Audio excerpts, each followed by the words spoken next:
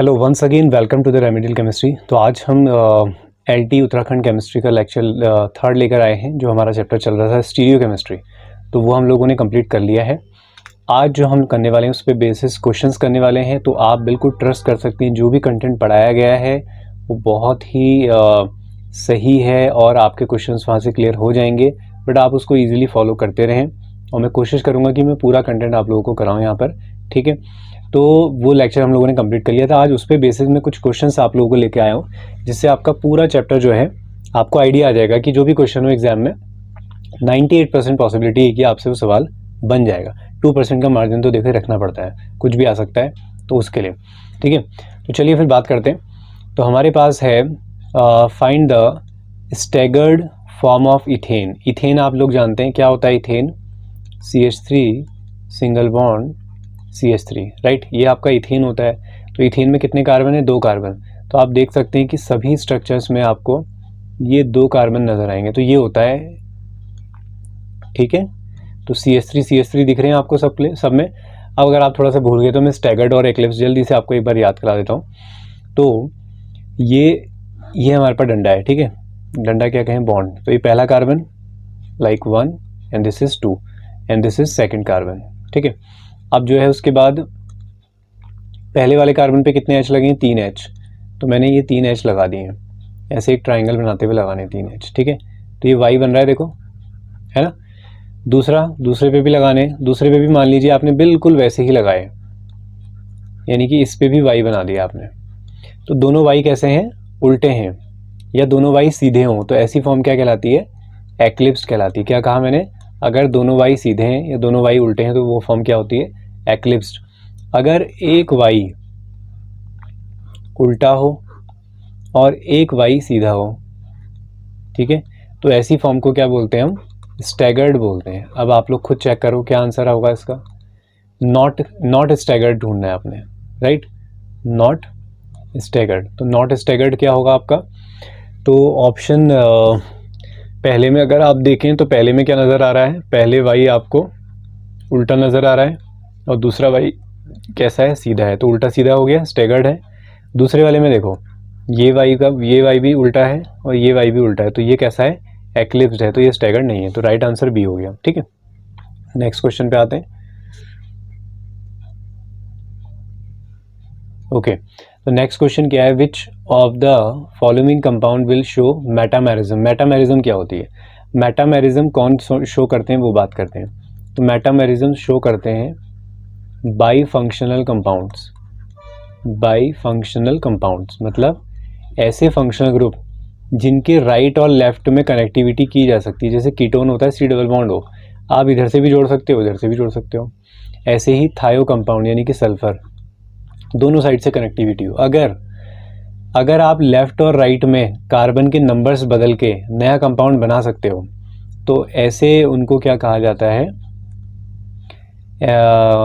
Metamerism कहा जाता है। देखिए ऑप्शन बी में देखते हैं। तो बी में क्या नज़र आ रहा है आपको? CH3 देन CH2 फिर S फिर CH2 फिर CH3।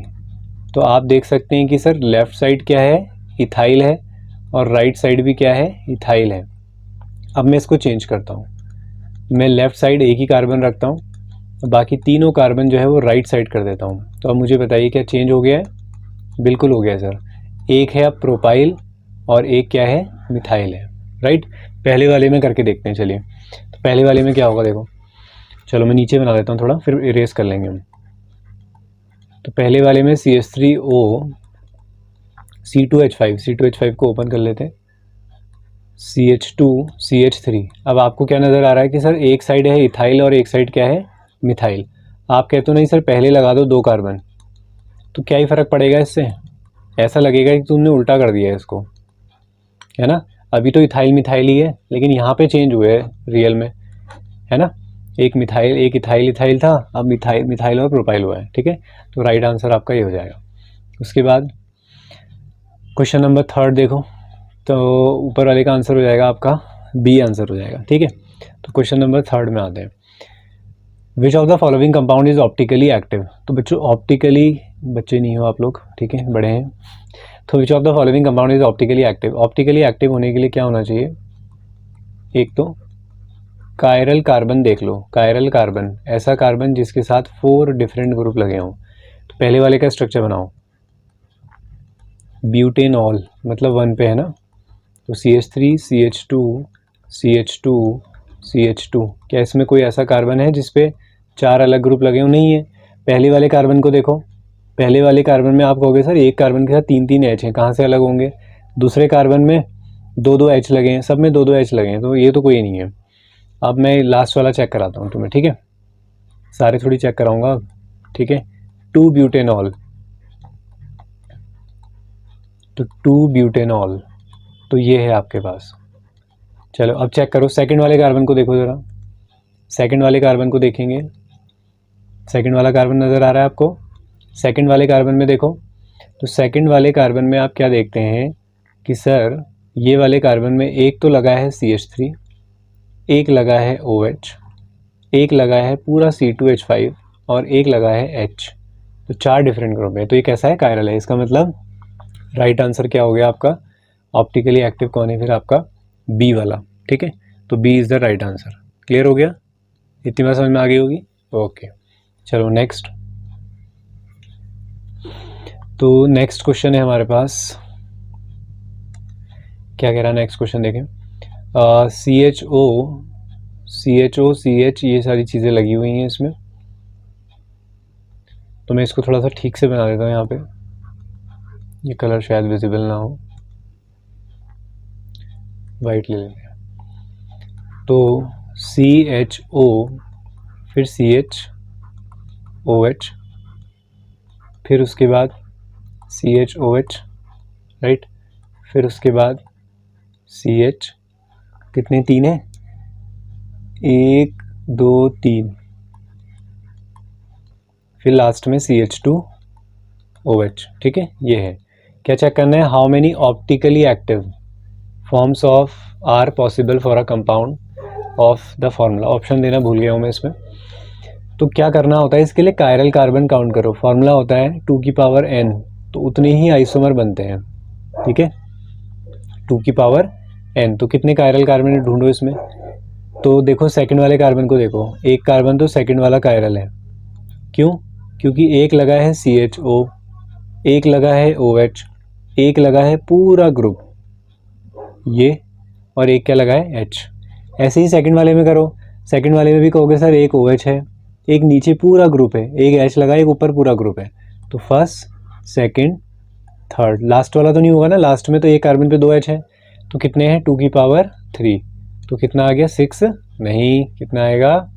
8। 6 वाला कौन कौन था? चलो अब इसके बाद है विच of the following is not chiral, ठीक है? नॉट कायरल, तो नॉट कायरल इसका मतलब क्या है? या तो उसमें कायरल कार्बन नहीं होगा, पहली बात, ऐसा हो सकता है, या ऐसा भी हो सकता है कि उसमें क्या प्रेजेंट हो? प्लेन ऑफ सिमेट्री, मतलब एक ऐसा प्लेन पास हो सकता हो जो उसको 2 इक्वल पार्ट में डिवाइड कर दे। मान लो ये डब्बा है, इस डब्बे को बीच में से काटोगे तो 2 इक्वल पार्ट में डिवाइड हो जाएगा, लेकिन यही डब्बे में अगर यहाँ पे ऐसा लगा है कुछ, ठीक है? अब मैं कहूँ कि ऐसे काटो, तो अब ये प्लेन ऑफ सिमेट्री एब्सेंट हो गई, ठीक है? हालांकि ऐसे काट सकते हैं, इसे वो अलग बात है। तो ये मतलब होता है, ठीक है? तो 3 ब्रोमो पेंटेन देखते हैं, 2 hydroxy propanoic acid, 2 butanol, not chiral. चलो पहला बनाता हूँ मैं, तो CH3 पेंटेन ना, 5 carbon, CH3 CH2 CH Br CH2 CH3, एक तो ये है। क्या पहला वाला बीच वाला कार्बन कायरल है? नहीं है। देखो इस साइड इथाइल लगा है, इस साइड भी तो इथाइल ही लगा है, एक Br लगा है, एक H लगा है, वो तो अच्छी बात है, लेकिन ये दोनों क्या हो गए? सेम हो गए, तो पहला वाला कायरल नहीं है। इसका मतलब A is the right answer. Clear हुआ? बोलो बच्चों, कैसे बोलोगे? Total number of rotational isomer conformer of n butane are. अब ये मुझे बनाने पड़ेंगे, इसको ध्यान से समझेंगे। थोड़ा सा इसे ऊपर कर लेते हैं, थोड़ा स्पेस बन जाएगा। हाँ अब ठीक है। चलो फिर देखें ज़रा कैसे होने वाली है इसकी कहानी? क्या मुझे इतने ही कलर मिलेंगे इसमें? या मुझे कलर कहीं और से लाने पड़ेंगे? चलो फिलहाल काम चला लेते हैं, ठीक है। ओके ओके ओके ओके, तो हम ले लेते हैं रेड और येलो का combination. Total number of rotational conformer of n butane are, ठीक है। अगर भूल गए हो तो यहाँ से सीख लोगे। इसके जैसे 2 क्वेश्चन यहाँ पे दिखाई देंगे आपको। तो चलिए पहला देखते हैं, ब्यूटेन होता क्या है पहले ध्यान से समझना, ठीक है। अगर पहले नहीं भी पढ़ा है तुमने तो यहाँ से भी आ जाएगा, और जिन्होंने लेक्चर्स देखे हैं ईमानदारी से वो जानते हैं मैं किस बारे में बात कर रहा हूँ। कितने कार्बन है? 1 2 3 और ये 4, 4 कार्बन है, राइट। अब तुम्हारे लिए 4 कार्बन नहीं, तुम्हें क्या लेने हैं? 1 और 2, सिर्फ 2 ही कार्बन चाहिए होते हैं कन्फॉर्मर में। तो ये हो गया 1 और ये हो गया 2, ठीक है। चलो यहाँ बनाते हैं। तो क्या करना है, पहले कार्बन 1 दिखाते हैं। 1 कार्बन में वाई बनाओ, सीधा बनाओ उल्टा बनाओ, तुम्हारी चॉइस है। तो मैंने उल्टा बना दिया। अब उस 1 कार्बन को देखो, 1 कार्बन पे क्या लगा है? 1 कार्बन पे है एक CH3 और 2 H। तो मैंने ये लगा दिया एक CH3 और ये लगा दिए मैंने 2 H, समझ गए। अब आ जाओ सेकंड कार्बन पे। सेकंड कार्बन को दिखाया जाता है सर्किल बनाकर, ऐसे। तो ये सर्किल रिप्रेजेंट कर रहा है कि कार्बन पीछे है। अब उसमें भी क्या नज़र आता है? एक CH3 और 2 H। तो मैं कोशिश करता हूँ कि ये वाला अपोजिट दिखा दें, वहाँ भी वाई बनाना है, सीधा या उल्टा। तो मैंने क्या किया है, एक सीधा वाई बनाया है। तो एक वाई सीधा है और एक वाई क्या है? उल्टा है। आगे बात समझ में क्लियर हुआ? पहला स्ट्रक्चर। दूसरा, अभी नामकरण करना भी सिखाऊंगा मैं इसके। दूसरा बनाओ। अब जो पहला वाला 1 वाला कार्बन है ना, उसको फिक्स कर लो, उसको मत करो चेंज अब। तो ये मैंने फिक्स कर लिया CH3। सीख लो भाई सही से, हाँ, आराम से सिखा रहा हूँ इसलिए। ये बन गया, ठीक है। पीछे वाले को चेंज करेंगे, हाँ। तो कितना डिग्री रोटेट करेंगे? 60 डिग्री रोटेट करेंगे। तो ये कहाँ आएगा? ये इसके पीछे आ जाएगा, ठीक है। तो वाई तुम्हारा बिल्कुल सीधा हो जाएगा, मतलब उल्टा इसकी तरह हो जाएगा, उल्टा। तो वाला H पीछे आ गया, CH3 यहाँ चला गया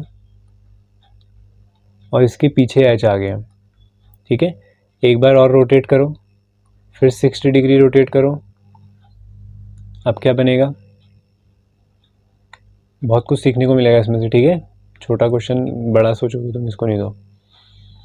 तो ये है CH3, ये H, इनको नहीं घुमा रहा हूँ मैं कहीं, ठीक है। अब येलो कलर ले लेते हैं, हाँ भाई। फिर 60 डिग्री रोटेट करोगे तो ये CH3 यहाँ पे आ जाएगा, ठीक है। तो ये ऐसे आ जाएगा। तो वाई सीधा उल्टा करते जाना है बस तुम्हें। अब देखो वाई कैसा हो गया, फिर से सीधा हो गया। फिर 60 डिग्री रोटेट करो, तो फिर से 60 डिग्री रोटेट करोगे तो इसे ऐसे ही रखो। क्या है यहाँ पे? CH3 और यहाँ क्या है? H, यहाँ क्या है? H। और अब मैंने येलो कलर नहीं लिया यहाँ पे। अब CH3 कहाँ चले जाएगा? इसके पीछे चले जाएगा। ये H इसके पीछे चले जाएगा और ये H भी इसके पीछे चले जाएगा, ठीक है। चलो एक बार और रोटेट कर दो अच्छे बच्चों की तरह। तो एक बार और रोटेट करते हैं।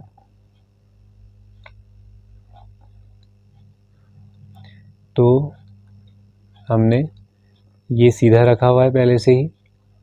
अब रोटेट करोगे तो वो CH3 यहाँ आ जाएगा। फिर से वाई सीधा हो गया, यहाँ पे H है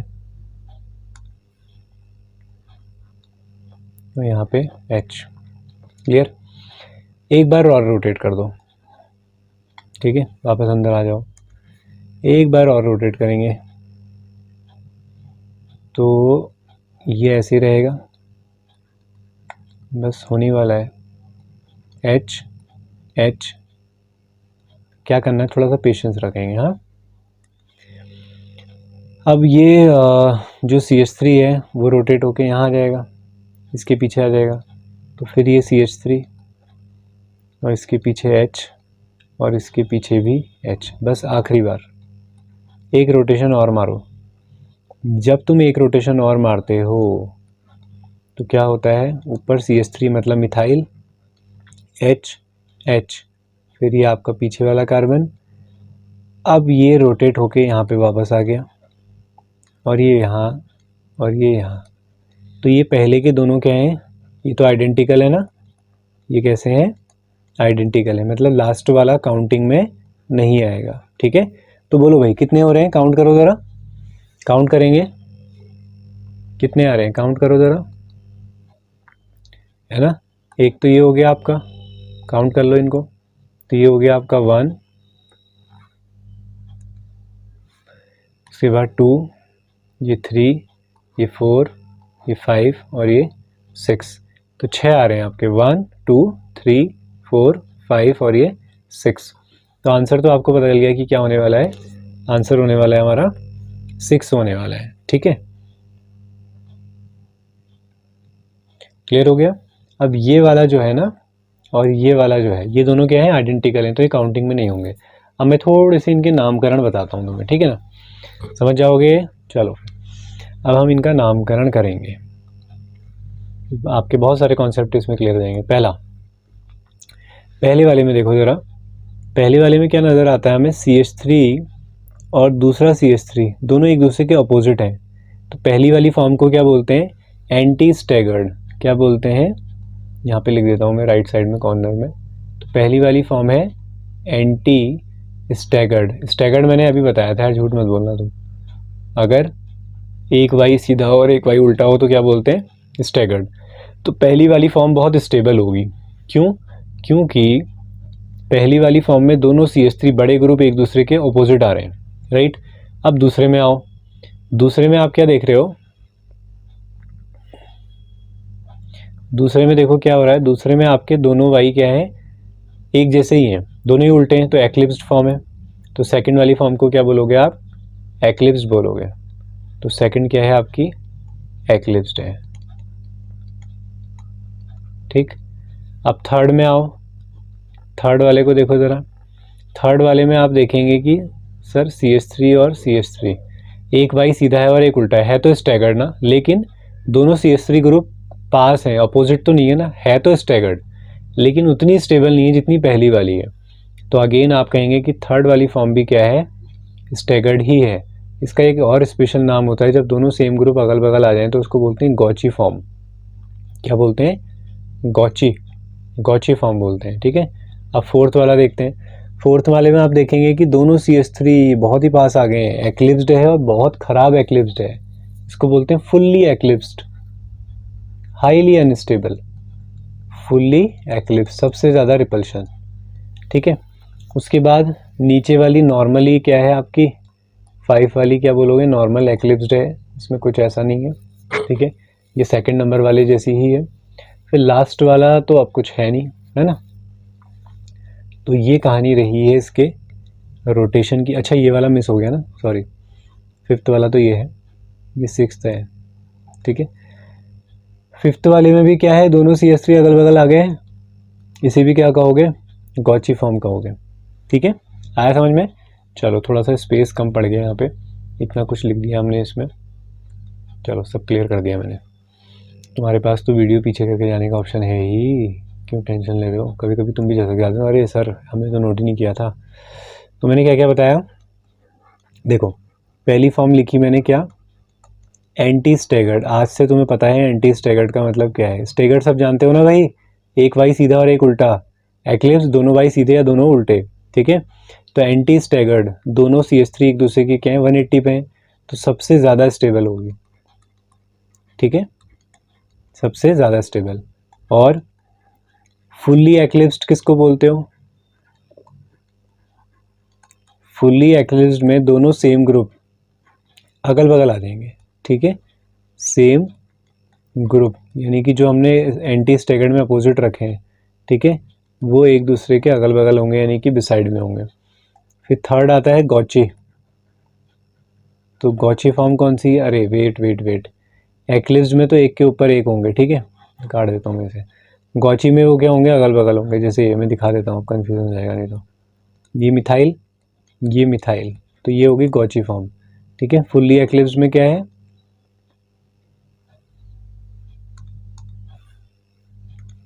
फुल्ली एक्लिप्स्ड में कैसा था कि हमारे पास ये CH3 है और इसी के पीछे आ जाए दूसरा भी, तो ये फुल्ली एक्लिप्स्ड। समझ में आया?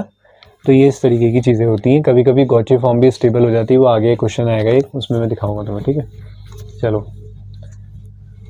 सेकंड क्वेश्चन क्या है, 7th क्वेश्चन क्या है उसको देखो।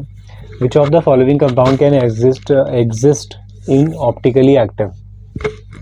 तो मैंने अभी बताया था, क्वेश्चन रिपीट ही हो गया वैसे। ऑप्टिकली एक्टिव के लिए क्या देखो, कायरल कार्बन, तो तुम जानते हो 2-ब्यूटेनॉल में कायरल कार्बन आ जाएगा बनाओगे तो। ओके नेक्स्ट है विच of the following ethylene glycol is most stable. देखो आ गया ये, अब पहचानो, अप्लाई करो इसमें। पहली वाली फॉर्म कैसी है बताओ मुझे, पहली वाली फॉर्म को बताओ। पहली वाली फॉर्म में क्या देख रहे हैं आप, OH और OH दोनों अपोजिट आए हैं, तो ये एंटी स्टेगर्ड है ना। फिर ये OH और ये OH एक्लिप्स्ड है, कुछ खास बात तो है नहीं इसमें।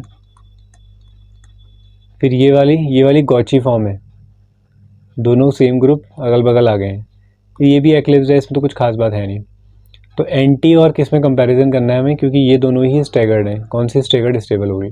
अभी तक तो मैंने कहा था एंटी वाली स्टेबल होती है क्योंकि बल्कि ग्रुप दोनों अपोजिट होते हैं, लेकिन यहाँ पे क्या आ गई, हाइड्रोजन बॉन्डिंग। रट के चले जाओ भाई ये, ठीक है। अगर पूछना ही है उसने इतनी हद तक, तो इससे ऊपर नहीं जा सकता, ठीक है एग्जामिनर। तो इथाइलिन ग्लाइकॉल में गॉची फॉर्म ज़्यादा स्टेबल होती है as compared to anti staggered due to hydrogen bonding. OH की जगह अगर तुमने कुछ और लगा दिया, लाइक Cl लगा दिया, तो फिर अगेन पहला वाला आंसर हो जाएगा। चलो नेक्स्ट, ज़्यादा बातें नहीं करनी है इस पर अब। Which of the following isomerism be exhibited by glucose and fructose. देखो ग्लूकोज और फ्रक्टोज कैसे होते हैं, ये हुआ हमारा CHO, फिर उसके बाद बार बार आते हैं CHOH। कितने CHOH आ जाते हैं, 4 COH, एक के बाद एक नीचे को हम लगाते जाते हैं। फिर लगाते हैं हम CH2OH। फिर होता है फ्रक्टोज जो होता है उसमें पहले होता है CH2OH, फिर C डबल बॉन्ड हो, इसमें भी CHOH होते हैं लेकिन कितने होंगे, 3, फिर लास्ट में CH2OH। तो हमें आइडेंटिफाई करना है कि इन दोनों के बीच में क्या रिलेशन होने वाला है, ठीक है। तो इन दोनों के बीच में क्या रिलेशन होगा वो हमें देखना है। तो हो क्या रहा है, देखो कार्बन के नंबर्स तो चेंज नहीं हो रहे हैं, फॉर हाइड्रोजन ऑक्सीजन काउंट करोगे तो दोनों में फर्क क्या है, बराबर ही है। चेंज क्या है यहाँ पर, फंक्शनल ग्रुप चेंज है। यहाँ पे एल्डिहाइड है और यहाँ पे क्या है, यहाँ पे कीटोन है, तो इनको हम कहते हैं फंक्शनल आइसोमेरिज्म। आगे बात समझ में, वेरी गुड। नेक्स्ट 20 क्वेश्चन है अभी, ठीक है। कितना टाइम लगता है देखो 20 क्वेश्चन करने में, सुनने में कम लगता है बस। क्यों सुनने में भी लगता है तुम्हें, ठीक है। अब देखो क्या है, विच of the following compound does not show geometrical isomer. Geometrical isomerism क्या होती है, जिसमें आप क्या बनाते हो बच्चों, सिस और ट्रांस बनाते हो। सिस ट्रांस समझते हो, ट्रांस का मतलब दो चीज़ें एक दूसरे के क्या हो, 180 पे हो, अपोजिट हो बिल्कुल। सिस का मतलब है दोनों एक दूसरे के अगल बगल हो, ऐसे भी हो सकते हैं अगल बगल या ऐसे भी हो सकते हैं, ठीक है। तो बहुत ही खतरनाक एग्जाम्पल बनाया मैंने इसमें। तो सिस ट्रांस बना के देखते हैं, पहले वाले का बनाते हैं। तो पहले वाले में क्या है, C डबल बॉन्ड C, फिर क्या है, पहले वाले C के साथ एक लगा है ब्रोमीन और एक लगा है H, दूसरे वाले में भी क्या है, एक ब्रोमीन है और एक H। तो मुझे बताओ कि ये तो दोनों ब्रोमीन हैं, एक दूसरे के अपोजिट हैं या अगल बगल हैं, अगल बगल हैं सर, ठीक है। तो ये कौन सी फॉर्म बनी है, ये बनी है सिस। तो इसका ट्रांस भी बनाया जा सकता है, उसमें क्या करो, इसको ऐसे रहने दो Br और H को, तो एक बार क्या होगा, यहाँ पे Br आ जाए और यहाँ पे H। तो पहला वाला तो दिखा रहा है ज्योमेट्रिकल आइसोमर, ठीक है। दूसरा देखते हैं, दूसरे में क्या है, C double bond C, same group opposite side, same group same side, ठीक है, ऐसे है। तो एक है Br और एक है H, एक है H और एक है Cl। अब Cl और Br के हिसाब से नहीं पढ़ेंगे, किसके हिसाब से, सेम ग्रुप देखने ना। तो सेम ग्रुप अपोजिट साइड है, ट्रांस, तो सिस भी बन सकता है, क्या मसला है उसमें, है ना। थर्ड देखो, थर्ड वाले में एक है CH3 और एक है Br, फिर एक है H और एक है Br। तो फिर से वही Br तो मिल ही गए ना, सेम साइड है तो सिस, अपोजिट करोगे तो ट्रांस। अब लास्ट वाला ही होगा सर आंसर, फिर भी देख लेते हैं। तो एक लगा है CH3, दूसरा भी CH3 ही लगा है, यहाँ पे लगा है एक H और यहाँ पे लगा है CH3। अब इसमें बताओ, इसमें तो ये दोनों ही सेम आ गए ना इधर। इनको अगर मैं ऊपर नीचे बदल भी देता हूँ तो कुछ नया थोड़ी बनेगा, नहीं बनेगा ना। ठीक है, आप अगर कहो कि सर ये CH3, देखो ऐसे अगर तुम कहते हो कि सर ये CH3 और ये CH3 ट्रांस है, तो मैं कहूँगा यार ये CH3 और ये CH3 सिस भी तो है। तो option D is the right answer. चलो नेक्स्ट क्वेश्चन कह रहा है, क्या कह रहा है, द रिएक्शन CH3 CH2 का whole twice CH3 give CH3 CH this, ठीक है, ये बनता है, sorry, on reaction with AlCl3।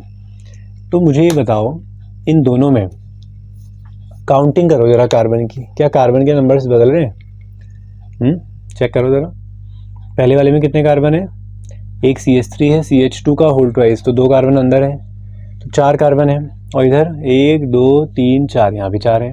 Hydrogen 3 3 6 और H2 का होल ट्वाइस 4, 6 4 10, यहाँ पे 3 3 6 3 9 10। फॉर्मूले तो सेम है ना, फॉर्मूले सेम है यार। ये क्या हुआ फिर? तो देखो क्या हो रहा है इसमें। तो पहला वाला जो कंपाउंड लिखा है वो कुछ ऐसा लिखा है, CH3 CH2 CH2 CH3, और दूसरा कंपाउंड कैसे लिखा है, CH3 CH, फिर नीचे CH3 और फिर ये CH3। अब इन दोनों में कोई बाहर नहीं गया है, आइसोमर्स ही है फिर, है ना। तो ऑप्शंस देखो ज़रा, पहला लिखा है टॉटोमेरिज्म, दूसरा लिखा है आइसोमेरिज्म, तीसरा लिखा है कंडेंसेशन, फिर है पॉलीमराइजेशन। तो क्या आंसर है आपका? राइट आंसर इज बी, कि ये आइसोमर्स हैं एक दूसरे के। ठीक है, कंडेंसेशन में 2-3 मॉलिक्यूल जुड़ जाते हैं आपस में, पॉलीमराइजेशन में बहुत सारे मॉलिक्यूल जुड़ते हैं, टॉटोमेरिज्म एक अलग चीज़ है, उसमें ईन और ऑल बनते हैं। फिलहाल ये आइसोमर्स हैं एक दूसरे के। ठीक है, कौन से आइसोमर है? चेन आइसोमर है, कार्बन की चेन बदल रही है इसमें। नेक्स्ट क्या है, R alanine is represented by, अरे कहाँ चला गया स्ट्रक्चर, ओहो, ये मैंने पेन से बनाए थे, ये गायब हो गए। चलो कोई बात नहीं, मैं तुम्हें क्वेश्चन दे देता हूँ, इसमें कौन सी बड़ी बात है। R alanine is represented by, alanine पता है तुम्हें क्या होता है? एमिनो एसिड होता है ये। ठीक है, ऐसे होता है NH2 CH CH3 और NH, अरे वेट COH। ठीक है, तो ये एमिनो एसिड होता है एलानिन। अब इसमें क्वेश्चन ये पूछा गया आर एलानिन, आर मतलब आर और एस कॉन्फ़िगरेशन पढ़ाए थे ना, वो है ये। तो ये ऐसे गिवन थे ऑप्शंस हमें, जैसे हमारे पास ये है NH2 और नीचे है OH और इधर पे है COH और इधर पे है CH3। ऐसे अलग अलग लोकेशंस बदल के ऑप्शंस बने हुए थे। ठीक है ना, अब क्या करो, नंबरिंग करते हैं। देखो, एक है NH2, एक है COH, एक है H और एक है CH3। नंबरिंग कैसे होती है, रूल्स पढ़े हैं हम लोगों ने। तो सबसे ज़्यादा मास किसका होगा? डायरेक्ट जुड़े हुए एटम को देखना है, टोटल मास नहीं देखना है। तो डायरेक्ट जुड़ा हुआ एटम, यहाँ कार्बन है, यहाँ हाइड्रोजन है, यहाँ कार्बन है और यहाँ नाइट्रोजन है। कौन जीतेगा? नाइट्रोजन। तो नाइट्रोजन को मिलता है नंबर 1। अब कार्बन में कौन जीतेगा? कार्बन में कोई नहीं जीतेगा। तो सर राइट साइड में कार्बन के बाद ऑक्सीजन है, जबकि यहाँ कार्बन के बाद हाइड्रोजन है, तो ऑक्सीजन जीत जाएगा। तो ऑक्सीजन को नंबर 2 मिलेगा और CH3 को नंबर 3 मिलेगा और हाइड्रोजन को नंबर 4 मिलेगा। ठीक है, चलो फिर नंबरिंग कर दो फटाफट। तो 1 से 2 की तरफ जाओ। तो जब आप 1 से 2 जाएंगे, तो 1 से 2 जाने में कैसे घुमा रहे हो इसको, पेन को देखो, राइट साइड घुमा रहे हो ना, क्लॉकवाइज घुमा रहे हो। तो क्लॉकवाइज घुमाते हैं तो कैसा कॉन्फ़िगरेशन होता है? R।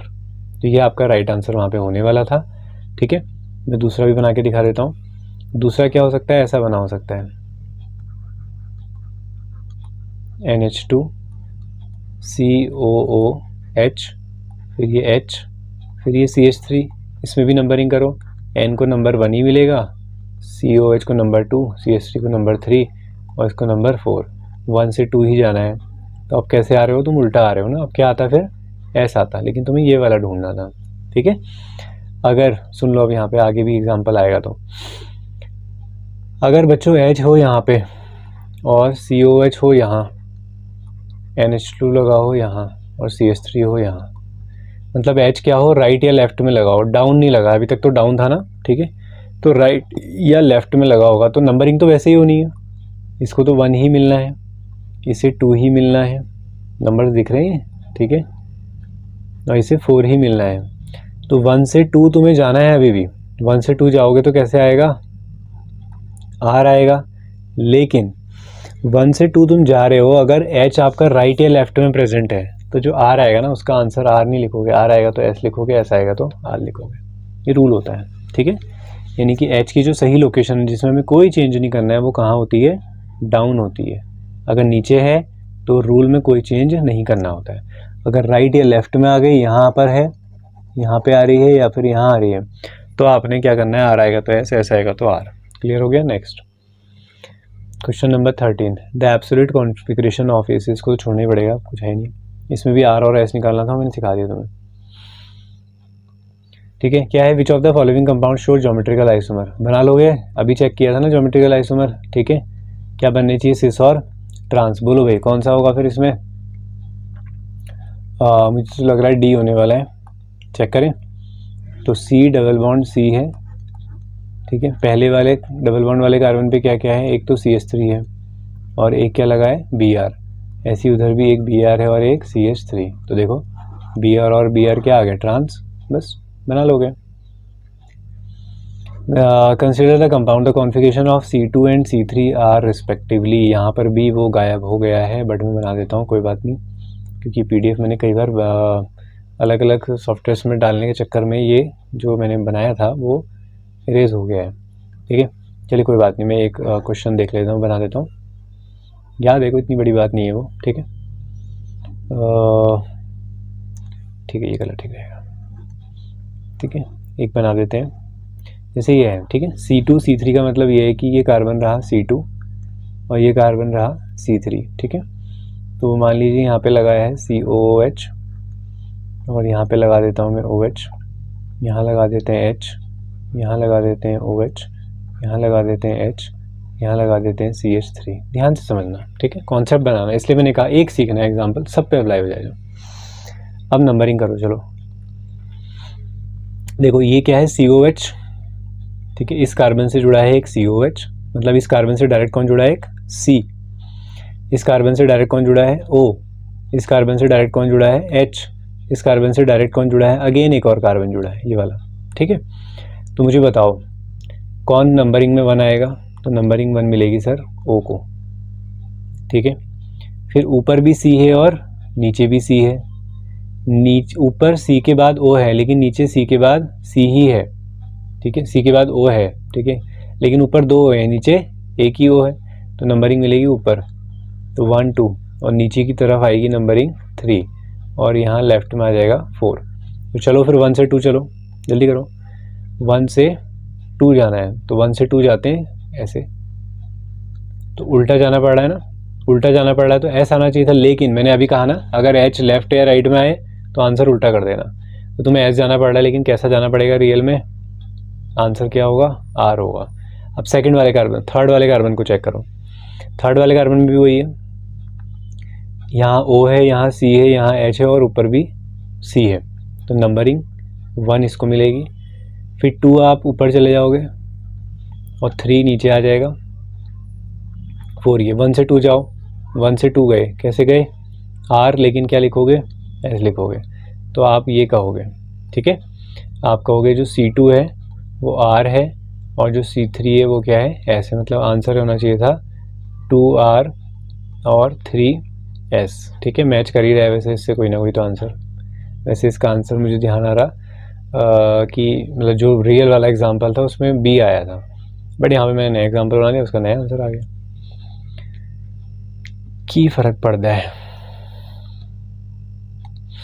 Which one of the following represent R configuration, अब कर लोगे ना RS, ठीक है, छोड़ो, द कॉन्फ़िगरेशन फार्मूला E और Z, अब मुझे एक और बनाना पड़ेगा, कॉन्फ़िगरेशन बनाना है हमें E और Z के लिए। कैसे होते हैं E और Z, देखो बहुत सिंपल होते हैं, जब सिस और ट्रांस फेल हो जाते हैं ना तब आते हैं E और Z, ये है जैसे, चलो एक डिवाइडर बना लो बीच में से, अब लेफ्ट और राइट में नंबरिंग करो, अब मुझे बताओ बी आर और सी एल में मास ज़्यादा किसका है? बी आर का तो बी आर को मिलेगा 1, सी एल को मिलेगा 2। इधर भी आ जाओ, आई और एफ में ज़्यादा मास किसका है? 1 और ये 2। तो इन नंबर्स को देखना है बस इस और ट्रांस की तरफ। 1 1 सेम साइड आ गए, अपोजिट तो नहीं आए ना। तो जब अपोजिट नहीं आते हैं तो जेड, अगर अपोजिट आए थे तो ई से अपोजिट याद रख लेना। स्पेलिंग हालांकि उसे होती है, मैं ऐसे समझ लेता हूँ, अपोजिट। ठीक है, एक एग्जांपल और देता हूँ चलो इसका।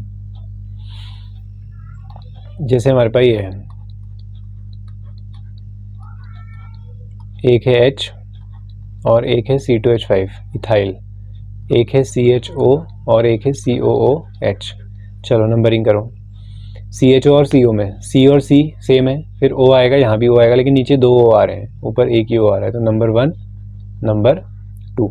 यहाँ पे तो सीधे सीधे क्लियर है, ये 1, ऊपर वाला 2। तो मुझे बताओ, अच्छा 1 1 सेम साइड आ गए, ठीक है, तो फिर से Z आ गया, अपोजिट आएंगे तो E आ जाएगा। ठीक है, ये हो गया। क्या है, ज़्यादा बचे नहीं है बस। विच of the following cyclohexane cycloalkene will be least stable. अब देखो स्टेबिलिटी का क्या रूल होता है, 6 मेंबर रिंग सबसे पहले आ जाती है, फिर आती है 5 मेंबर रिंग, फिर 4 मेंबर रिंग, ऐसे। ठीक है, तो सबसे ज़्यादा स्टेबल, लीस्ट स्टेबल सबसे छोटी रिंग होगी, सबसे छोटी रिंग उतना ही ज़्यादा स्ट्रेन, साइक्लोप्रोपेन ऐसा होता है।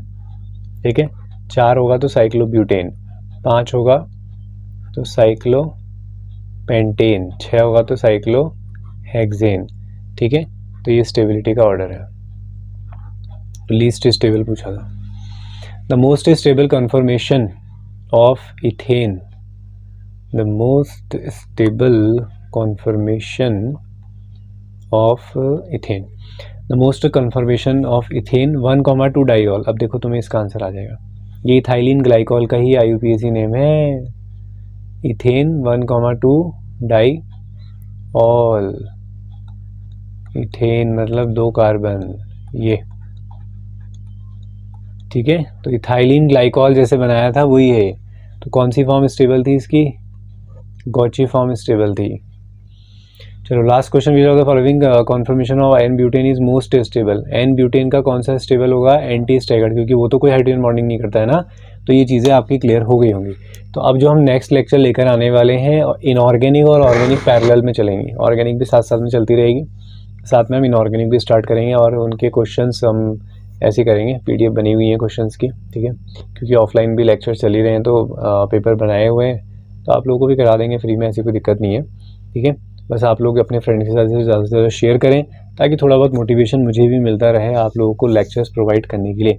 Thank you very much for watching. I hope चीज़ें क्लियर हो पाई होंगी, वीडियो आपको पसंद आई होगी।